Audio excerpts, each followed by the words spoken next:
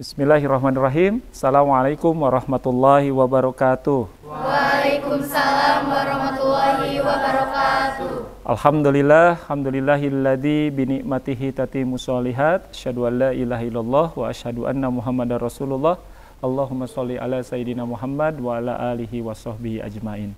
Alhamdulillah, apa kabar semuanya? Alhamdulillah ya, adik-adik semua dari SMK Artanita Kota Tasikmalaya. Alhamdulillah kita bisa melingkar di tempat ini yang insya Allah sama-sama kita belajar sekaligus juga kita menguatkan diri dan membuktikan diri bahwa kita itu sebagai pemuda Indonesia, pemuda Muslim yang insya Allah akan banyak kita berbuat untuk bangsa dan negara dan juga agama kita ini. Amin ya Allah ya Rabbal Alamin. Baik teman-teman semua ya.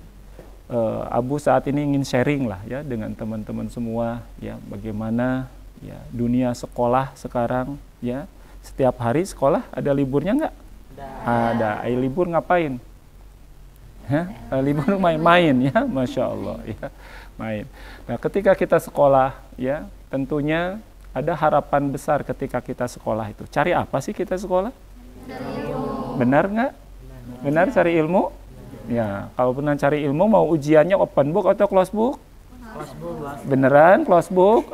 Masya Allah. Rata-rata pasti inginnya open book. Ya. Kasih kisi-kisi enggak?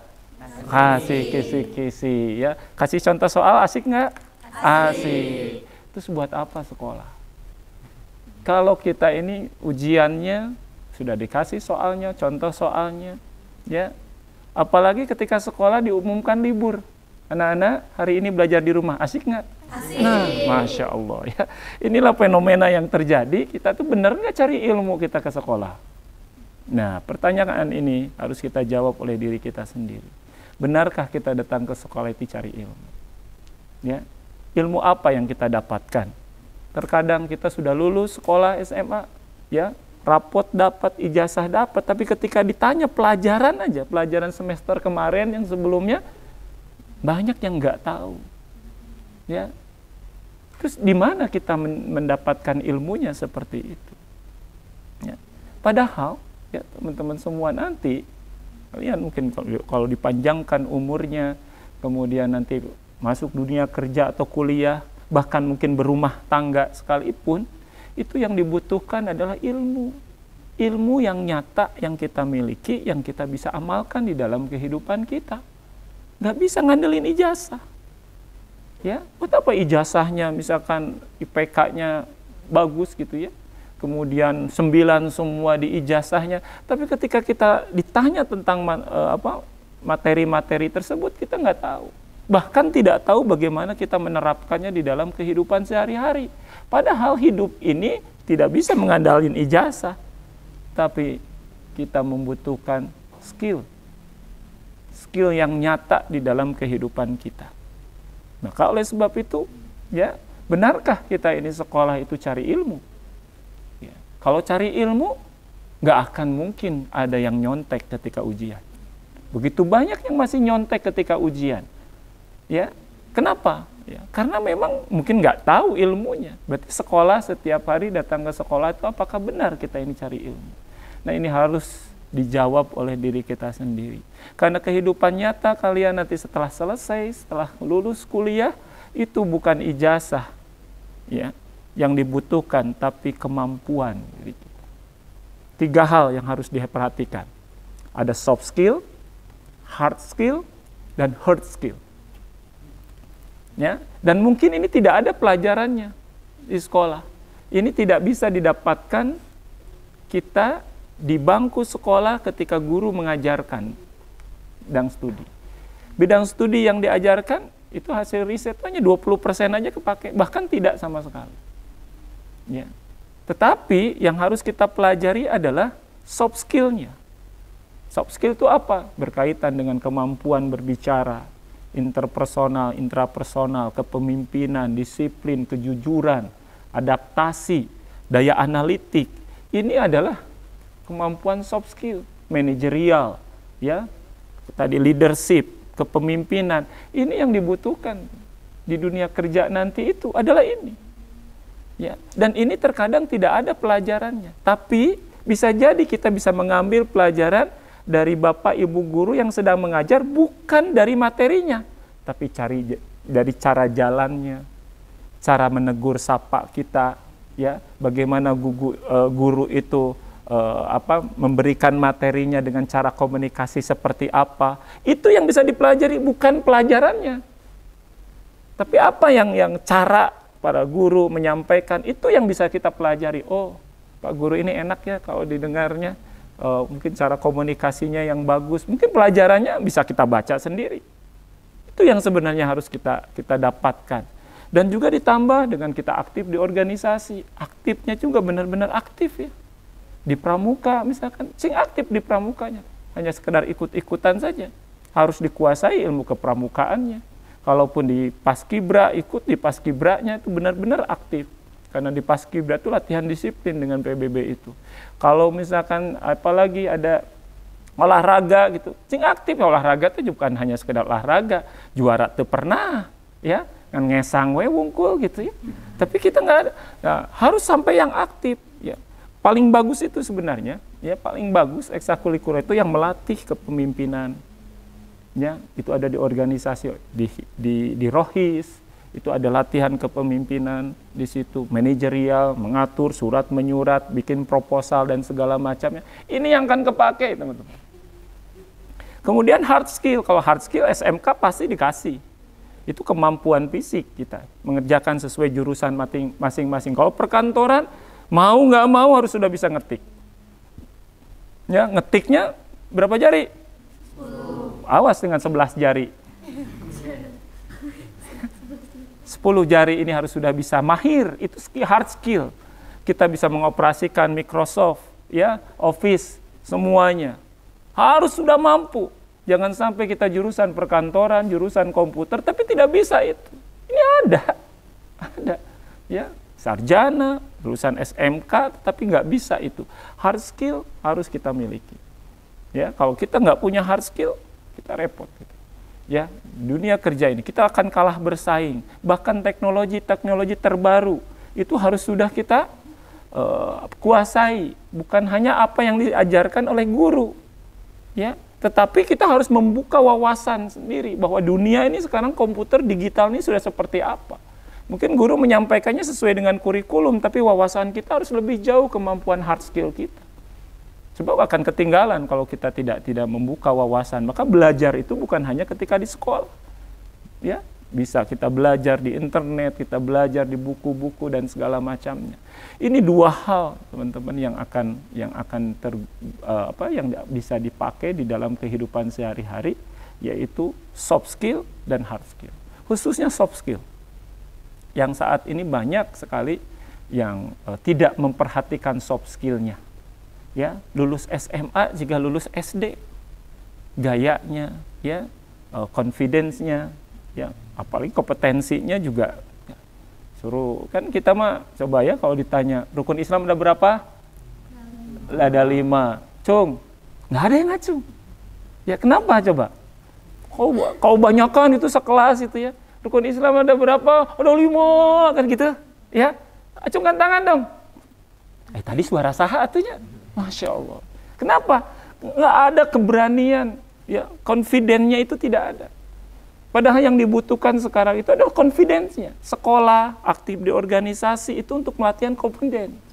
Bagaimana kita ini bisa percaya diri dalam menghadapi semua kehidupan ini. Ini yang harus dilatih. Kalau kompetensi sebenarnya bisa dengan baca, dengan sekolah bisa gitu. Tapi kalau confidence, ini harus dilatih kita ini.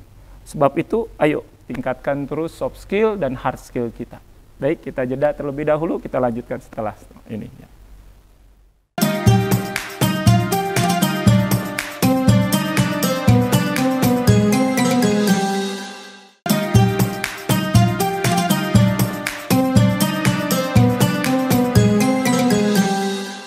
Ya, baik, kita lanjutkan ya. Setelah kita meningkatkan soft skill dan hard skill, ini fungsi sekolah. Ini fungsi kalian datang ke sekolah.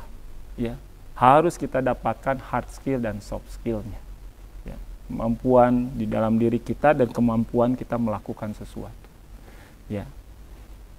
Yang ketiga, ini juga yang harus diperhatikan, yaitu hard skill. Ya, ini berkaitan dengan hati, berkaitan dengan akhlak, ya. Ini berkaitan dengan agama. Jangan sampai ya kita ini meninggalkan hal ini.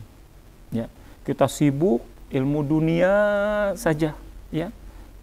Sekolah jurusan perkantoran, kuliah jurusan manajemen, pertanian dan segala macam. Siapa yang jamin kita nanti lulus sekolah, lulus kuliah sesuai dengan jurusan kita? Ada nggak yang jurusannya apa, tapi kerjanya apa, gitu, ada nggak? Banyak. Kalau itu pertanyaannya, terkadang sama sekali jauh ternyambung. Ya, nggak nyambung gitu pelajarannya dengan dunia kerja. Ya, terus sekolah 3 tahun, kuliah 4 tahun, kerjanya yang tidak sesuai, terus hanya apa? Ilmu yang didapatkan selama sekolah, ilmu yang didapatkan selama kuliah itu sama sekali nggak dipakai, kalaupun dipakainya sedikit saja. Berarti ngabisin waktu 4-7 tahun kita ini, SMA 3 tahun, kuliah 4 tahun, ternyata kerjanya tidak sesuai dengan jurusan kita. Siapa yang jamin? Nggak ada gitu, nggak tahu loh takdir Allah tuh nanti kita itu kerja di mana. Ya, jangan-jangan sebelum lulus pun udah nikah, udah kembali ke dapur. Yang awat, yang laki-laki karena kebutuhan, akhirnya penting mah kerjalah. Yang penting dapat nafkah lah, kan begitu, akhirnya tidak lagi sesuai dengan jurusannya. Bisa jadi seperti itu, dan itu banyak. Ya, maka bisa jadi ilmu dunia yang kita cari bisa tidak terpakai. Yang pasti terpakai adalah ilmu agama, ilmu akhirat. Kita bisa sholat, ya, itu ketika diajarkan surat Al-Fatihah sejak kapan? Sejak kecil. Sampai sekarang, sampai nanti jadi orang tua, sampai ngesincuan nanti, itu akan terpakai. Maka ilmu agama, ilmu akhirat ini akan terpakai sepanjang hidup kita, apapun profesi kita. Ya. Maka orang cerdas, ketika kita sekolah sekarang, ya, ketika kita di masa-masa muda ini, jangan sampai pelajaran agama ditinggalkan. Jangan sampai kita tidak mendalami ilmu agama. Karena itu yang akan terpakai sepanjang hidup kita, apapun profesi kita. Takdir kitanya kepada kita ini apa nanti, kerja di mana nanti, yang akan terpakai adalah pelajaran agama. Maka begitu ruginya orang-orang yang sekarang tuh mempelajari ilmu dunia, pontang-panting sana sini, ilmu akhiratnya, ilmu agamanya ditinggalkan. Ya, ini adalah orang yang rugi. Sangat rugi yang seperti ini. Padahal ilmu agama inilah yang akan membentuk diri kita, membentuk karakter kita, ya, membentuk akhlak kita. Ini yang akan membentuk, dan kesuksesan itu sebenarnya kuncinya ada di sini. Karena kita tidak tahu tadi kita ini akan kerja di mana, profesi kita apa. Tapi kalau ilmu agama yang kita kuasai, apapun profesi kita, kita akan menjadi orang sukses. Maka jangan sampai melupakan kita belajar ilmu agama. Dan ilmu agama itu pasti berhubungannya dengan amal. Ilmu agama itu amal. Ya, amal perbuatan kita. Itu harus didasari dengan ilmu agama.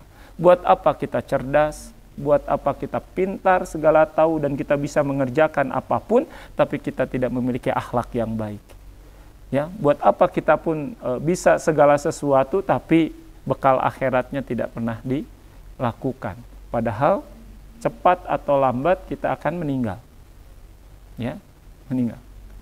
Meninggal itu cirinya 2. Apa cirinya? Tidak menunggu tua dan tidak menunggu sakit. Ya, bisa aja kalian lebih duluan dari saya. Ya, bisa jadi, bisa nggak?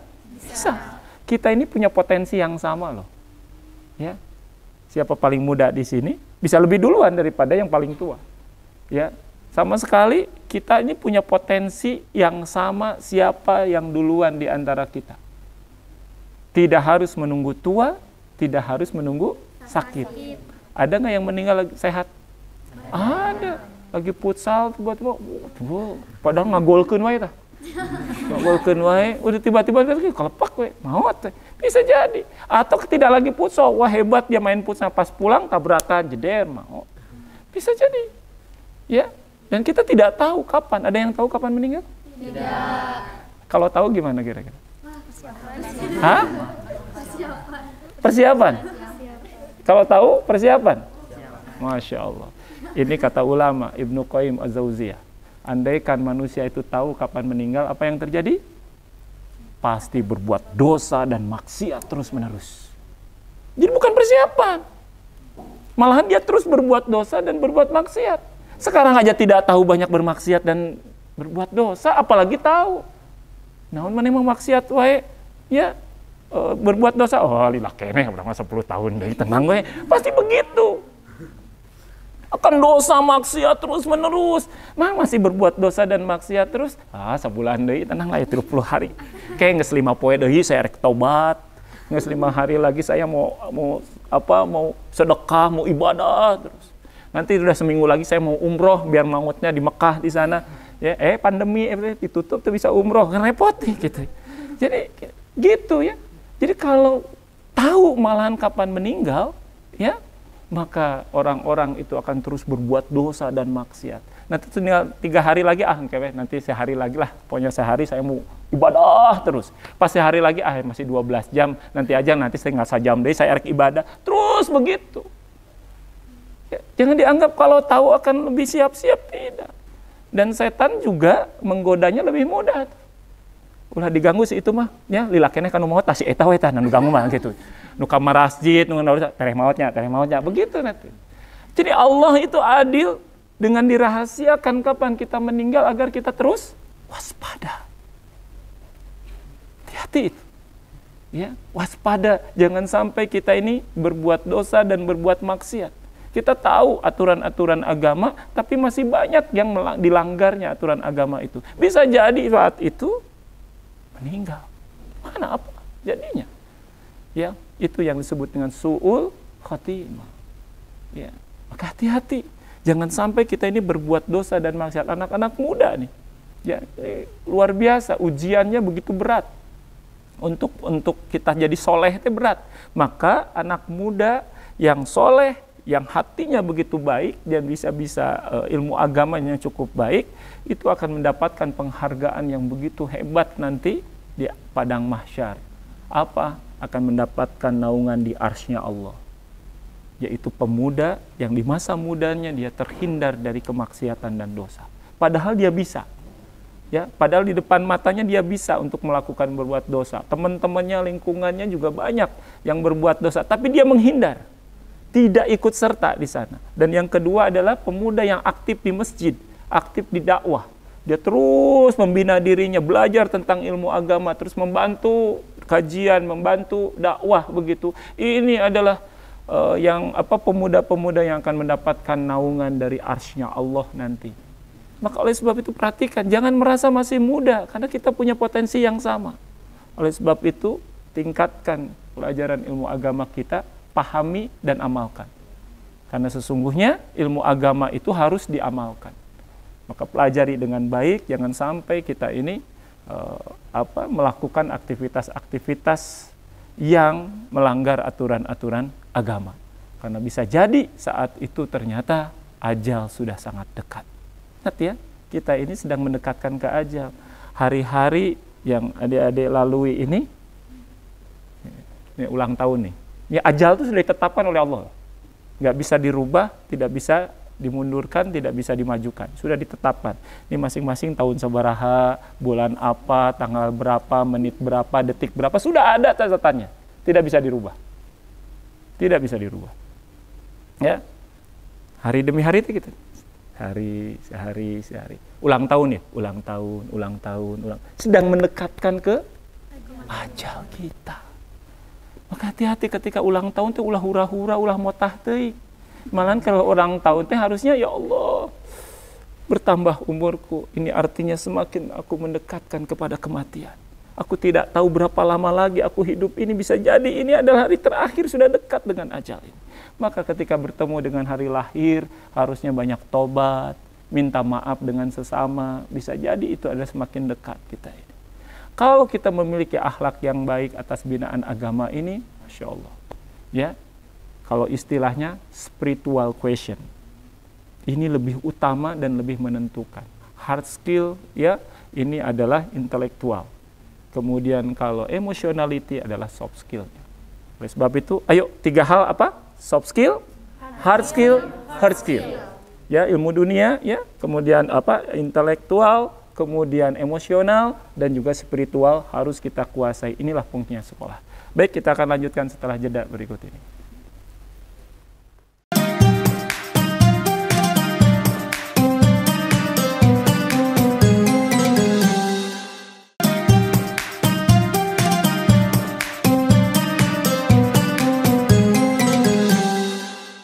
Baik, alhamdulillahirrabbilalamin.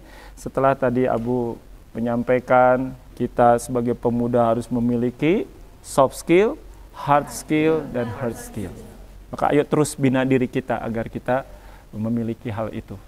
Silakan, ada yang ditanyakan? Masya Allah, tabarakallah. Siapa dua ini nih yang di depan saya aja dulu nih? Ya, silakan. Ya. Baik, perkenalkan nama saya Hirlan Marleni dari SMK Artanita. Izin bertanya, Ya. apakah pilih teman itu harus? Masya Allah, tabarakallah. Apakah pilih-pilih teman itu harus? Harus. Ya, ini sering juga ditanyakan, Abu, saya tuh sekarang sudah hijrah, ya sudah melakukan aktivitas kebaikan, dakwah, ya ibadah. Tapi gimana ya supaya kita bisa menjaga istiqomah? Itu kan yang sering ditanyakan. Gimana supaya istiqomah? Kuncinya hanya satu. Bagaimana kita ini bisa istiqomah? Dengan siapa engkau berteman? Maka pilih-pilih teman penting. Karena lingkungan itu sangat menentukan. Ya, maka Rasulullah katakan, ya, jika engkau berteman dengan minyak wangi, ya, maka engkau akan mencium minyak wangi itu. Kalau engkau berteman dengan pandai besi, engkau akan terperciki api atau minimal terkena asapnya. Ya, maka teman itu sangat menentukan. Harus pilih-pilih teman. Kalau kita ingin istiqomah, kita ingin selalu semangat hidup kita ingin sukses, bertemanlah dengan orang-orang sukses. Kalau kita ingin selalu bersemangat, bertemanlah orang-orang yang selalu semangat. Kalau kita ingin soleh, bertemanlah dengan orang-orang soleh. Jadi harus pilih-pilih. Hati-hati itu, dengan teman itu. Yang terkadang itu lebih cepat pengaruhnya teman daripada sekolah. Sekolah kita setiap hari dapat pelajaran dari ibu, bapak, guru. Ya, itu bisa habis sama sekali dengan kita salah pilih teman. Hati-hati, harus kita ini pilih-pilih teman, pilihlah teman-teman yang soleh agar kita senantiasa terbawa kesolehannya itu. Dan satu lagi, teman itu bisa menolong kita di akhirat. Ya, mungkin sebelum akhirat saja meninggal kita. Kita meninggal, pasti teman-teman kita datang kan? Ya. Coba kalau teman-teman kita ini ada teman-teman yang jauh dari Allah, tidak ibadah, darah ratang. Cuman hanya ningali we nyolatkeun henteu, ngadoakeun henteu da teu bisa. Ngadoakeun ge baturan urang maot cari cing di hatan kan. Yang ngatur mah salat, menyolatkan kita, ngedoain kita, dia mah enggak karena enggak bisa. Coba kalau kita berteman dengan orang-orang soleh, berteman dengan para ulama, berteman dengan orang-orang soleh, ketika kita meninggal pasti datang, ikut menyolatkan, ikut mendoakan, ikut mengantarkan kita ke kuburan, didoakan kita. Itu pertama di dunia. Nanti di akhirat, nanti di kantor itu akan saling mencari teman itu. Ada orang soleh datang sudah sampai di pintu surga. Dia akan mencari temannya. Mana teman saya ya Allah? Teman saya hijrah ya, teman ibadah saya, teman kajian saya, kemana teman hijrah saya ya Allah? Kemana? Oh dia di neraka. Kenapa ya Allah? Padahal dia tuh sama-sama ibadah dengan saya, sama-sama belajar agama dengan saya. Sehingga saya mengantarkan sekarang sudah di pintu surga. Karena dengan dia ya Allah, aku saksinya ya Allah. Apa kata Allah? Jemput temanmu itu. Bisa diajak nanti ke surga. Tapi kalau misalkan temannya dengan teman yang tidak soleh, gimana? Maka penting pilih-pilih teman. Pilihlah teman yang soleh. Masya Allah. Ada lagi? Jom, siapa? Masya Allah ini duluan. Ya, semangat sekali. Silakan. Kenalkan, nama saya Mita Nurulhuda dari SMK Artanita. Masya Allah, ya. Apakah pergaulan bebas bisa mempengaruhi karakter dan gaya hidup remaja? Oh, sambungnya, menyambung nih pertanyaan. Sangat. Ya, namanya juga pergaulan bebas. Itu ini jadi hidupnya bebas. Agama itu singkatan ya. Apa agama singkatan? A-nya aturan, G-nya gawe maknya manusia. Jadi agama itu adalah aturan gawe. Gawe itu apa ya? Kerja atau aktivitas. Aturan aktivitas manusia. Aktivitas itu berarti hidup. Bisa kita ganti. Aturan hidup manusia. Cara hidup manusia.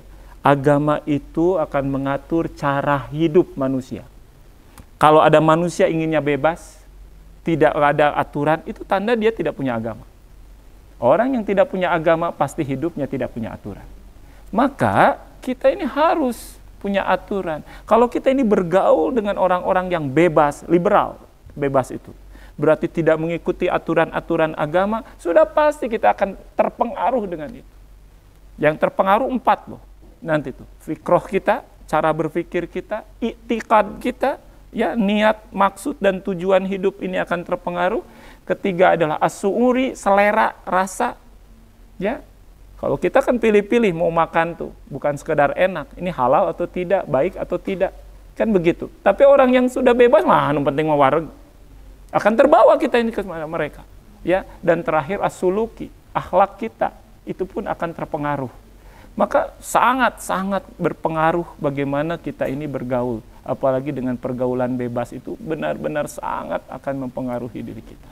Maka bergaullah dengan tata cara sesuai dengan aturan agama kita. Kita kan agama Islam. Maka cara hidup kita harus cara hidup Islam. Jangan sampai ngaku Islam cara hidupnya ngikut-ngikut cara batur. Padahal di Islam sudah ada tata caranya. Maka ini perlunya pergaulan kita. Sama dengan ciri teman tadi, bergaul pun sama. Kita jangan sampai salah kita bergaul, tapi bergaullah dengan orang-orang yang senantiasa melaksanakan aturan-aturan di dalam agama Islam. Paham ya? Begitu. Awas hati nih, setelah dari sini harus kita cari teman yang baik dan jangan salah bergaul. Oke, baik. Ya, ada lagi? Silakan. Oh, ini. Masya Allah, duluan langsung ngacung. Ya, mohon maaf yang lain ya. Masya Allah. Perkenalkan, nama saya Dini dari SMK Artanita. Dan langsung aja. izin bertanya bagaimana cara menempatkan diri di zaman globalisasi. Wow, Masya Allah. Globalisasi itu apa sih? Hah? Globalisasi itu berarti kita itu sudah dunia bebas sebebas-bebasnya. Banyak hal yang terkait dengan globalisasi. Ini salah satu hal yang ingin Abu sampaikan. Kita ini dalam segi ekonomi, perdagangan, itu sudah terikat dengan perjanjian globalisasi. Ada APEC, ya, Asia Pasifik. Asia Pasifik itu berarti Jepang, Korea, ya, Asia, ya. Kemudian ada WTO, dunia, ya. Dan sebelumnya yang sudah berjalan itu adalah AFTA, CAPTA, ini sudah berjalan, ini Asia Tenggara plus Cina, nanti akan APEC, ya, Asia Pasifik dan juga itu. Ini globalisasi nih. Ini artinya apa sih? Ya, artinya pesaing teman-teman semua nanti kalau mau cari kerja, ya, pesaingnya itu bukan teman-teman satu sekolahan, bukan teman-teman se-Tasikmalaya, bukan teman-teman se-Indonesia. Pesaing kalian itu nanti adalah orang-orang luar negeri, lulusan-lulusan sarjana, lulusan sekolah luar negeri akan datang ke Indonesia, itu pesaing kalian. Apalagi nanti lulus sudah perjanjian APEC terjadi, berarti pesaing kalian ada orang Korea. Bukannya, ya orang Korea, gitu. Itu pesaing kita. Ya, itu pesaing. Mereka akan datang ke Indonesia dengan bebas, Jepang akan datang ke Indonesia, apalagi kalau sudah WTO. Nanti Jerman, Italia, Inggris, Belanda akan datang ke Indonesia, mencari kerja di Indonesia, bahkan mendirikan industri di Indonesia. Mereka bawa punya skill, punya kemampuan, punya modal besar. Kita punya apa? Sekolah juga tadi dengan nepi pagar, ya, pagar balik deh, ya, nyontek, dan itu apa skill kita? Maka globalisasi ini adalah kita akan bersaing dengan mereka. Kalau kita tidak siap-siap nih belajar dengan sungguh-sungguh di sekolah, maka kita akan tergerus dengan mereka. Itu pertama globalisasi. Ya, maka perhatikan, kita harus bersaing dengan mereka. Dan yang kedua adalah globalisasi dari segi tadi sikap dan agama. Kalau kita ini sekarang ini tidak pandai-pandainya menjaga diri kita, tidak pandai-pandainya kita ini melaksanakan aturan-aturan sesuai agama kita, kita sudah pasti akan tergerus oleh mereka. internet sekarang begitu luar biasa. Ya, media sosial semua biasa, dan itu akan mempengaruhi diri kita, karakter kita, akhlak kita. Maka ini pentingnya kita itu belajar agama. Ya, dengan belajar agama itu kita akan membentengi globalisasi itu yang akan masuk pengaruh-pengaruh barat, pengaruh-pengaruh dramkor, ya, Korea itu akan masuk diri kita. Sedangkan kita ini muslim, sedangkan mereka bukan muslim. Ya. Sehingga perlu kita ini mempersiapkan diri untuk menghadapi globalisasi ini dari segi ekonomi tadi. Belajarlah sungguh-sungguh, memiliki skill yang kita bisa bersaing dengan mereka, kuasai bahasa mereka. Ya, supaya kita pun siap untuk bersaing dengan mereka. Dan yang kedua adalah masalah agama. Yang hati-hati dengan globalisasi ini akan merusak iman kita. Padahal yang menjadi bekal akhirat adalah iman dan amal soleh kita.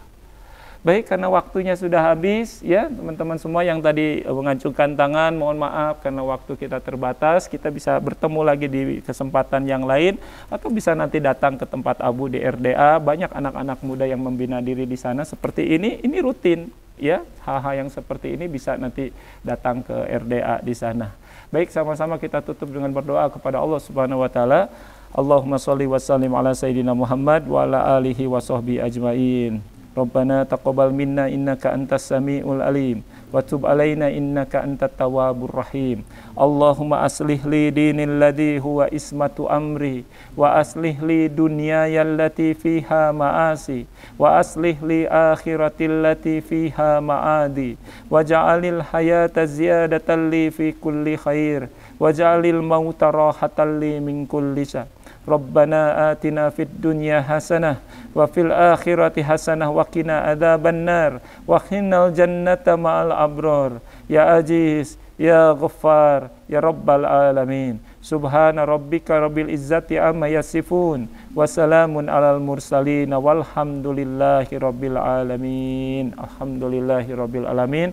Terima kasih, selamat berjuang adik-adik semua, ya. Tunjukkan bahwa kita adalah pemuda muslim Indonesia, siap bersaing dengan globalisasi dan memiliki akhlak yang baik. Terima kasih. Assalamualaikum warahmatullahi wabarakatuh. Waalaikumsalam warahmatullahi wabarakatuh. Alhamdulillah. Yuk. Ya Allah.